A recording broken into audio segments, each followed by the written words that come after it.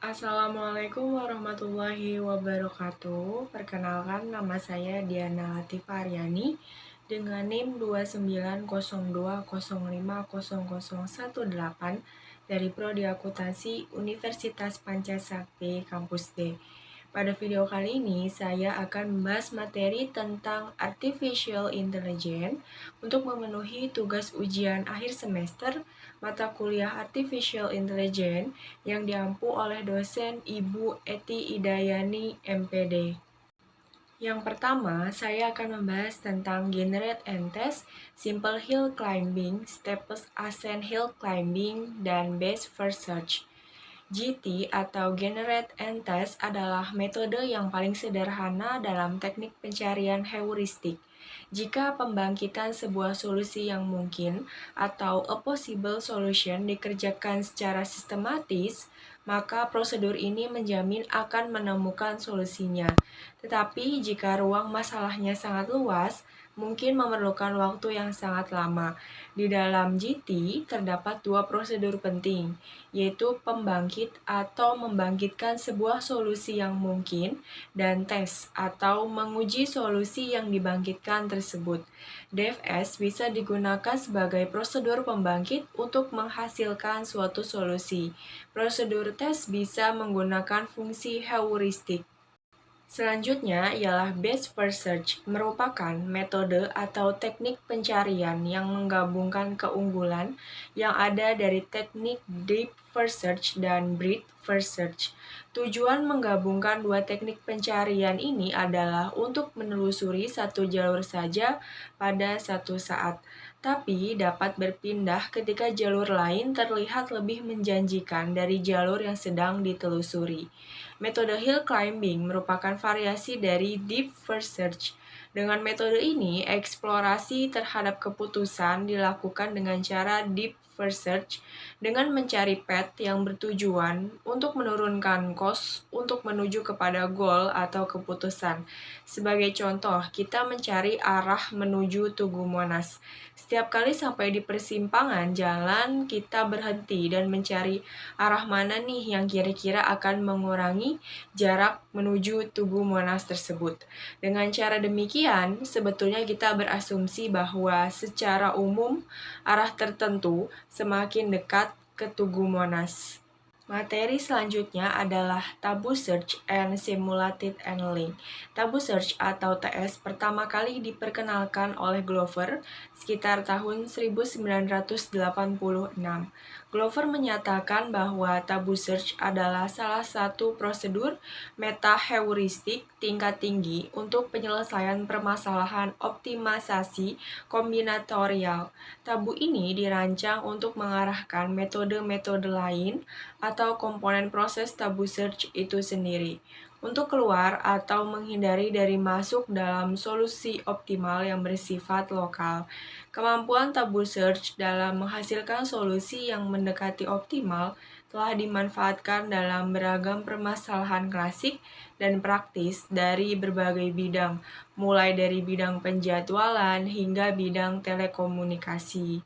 Sedangkan simulated annealing adalah salah satu algoritme untuk optimisasi yang bersifat generik, berbasiskan probabilitas dan mekanika statistik. Algoritme ini dapat digunakan untuk mencari pendekatan terhadap solusi optimum global dari suatu permasalahan. Masalah yang membutuhkan pendekatan simulated annealing adalah masalah-masalah optimisasi kombinatorial, di mana ruang pencarian solusi yang ada terlalu besar sehingga hampir tidak mungkin ditemukan solusi eksak terhadap permasalahan tersebut. Nama annealing berasal dari keilmuan metalurgi, di mana proses tersebut akan berusaha mencari suatu posisi suhu tertentu yang optimal untuk mengurangi kerusakan dan menambah ukuran kristal di dalam suatu material.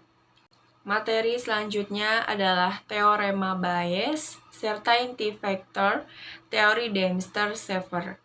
Teorema Bayes Di dalam teorema probabilitas dan statistika, teorema Bayes adalah sebuah teorema dengan dua penafsiran yang berbeda. Dalam penafsiran Bayes, teorema ini menyatakan seberapa jauh derajat kepercayaan subjektif harus berubah secara rasional ketika ada petunjuk baru. Dalam penafsiran frekuentis, teorema ini menjelaskan representasi inverse probabilitas dua kejadian. Certainty factor atau faktor kepastian merupakan suatu metode untuk membuktikan apakah suatu fakta itu pasti ataukah tidak pasti, yang berbentuk metrik yang biasanya digunakan dalam sistem pakar. Yang ketiga, teori Dempster-Shafer merupakan teori matematika dari evidence. Teori tersebut dapat memberikan sebuah cara untuk menggabungkan evidence dari beberapa sumber dan mendatangkan atau memberikan tingkat kepercayaan diri dari evidence yang tersedia. Sistem pakar. Sistem pakar atau yang biasa dikenal sebagai expert system merupakan suatu program komputer atau sistem informasi yang di dalamnya mengandung berbagai pengetahuan dari satu atau lebih pakar manusia yang berhubungan dengan suatu bidang dan biasanya cenderung spesifik. Komponen sistem pakar terdiri dari 6 jenis. Yang pertama, basis pengetahuan, kedua basis data, ketiga mesin inferensi, keempat antarmuka pemakai atau interface user, kelima akuisisi pengetahuan, dan yang keenam workplace. Fuzzy logic. Logika fuzzy atau fuzzy logic adalah peningkatan dari logika boolean yang berhadapan dengan konsep kebenaran sebagian. Saat logika klasik menyatakan bahwa segala hal dapat diekspresikan dalam istilah biner, 0 atau 1, hitam atau putih, ya atau tidak. Logika fuzzy menggantikan kebenaran boolean dengan tingkat kebenaran. Contoh aplikasi fuzzy logic yang saat ini kita pakai diantaranya yang pertama adalah aplikasi untuk mobil Nissan, yang kedua kereta bawah tanah di Sendai di Jepang, dan yang ketiga adalah mesin cuci. Sistem inferensi fuzzy atau Fuzzy Inference System atau yang disingkat dengan FIS adalah sistem yang dapat melakukan penalaran dengan prinsip serupa manusia yang melakukan penalaran dengan nalurinya. Sistem fuzzy yang dihasilkan adalah inferensi fuzzy atau FIS.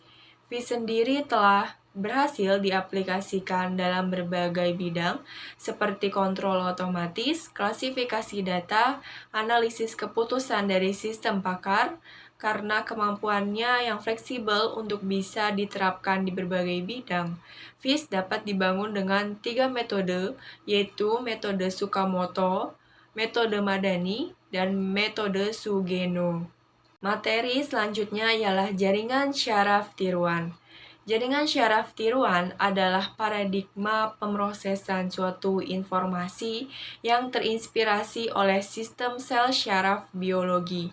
Sama seperti otak yang memproses suatu informasi, jaringan syaraf tiruan seperti manusia belajar dari suatu contoh atau salah satu representasi buatan dari otak manusia yang selalu mencoba untuk mensimulasikan proses pembelajaran pada otak manusia tersebut.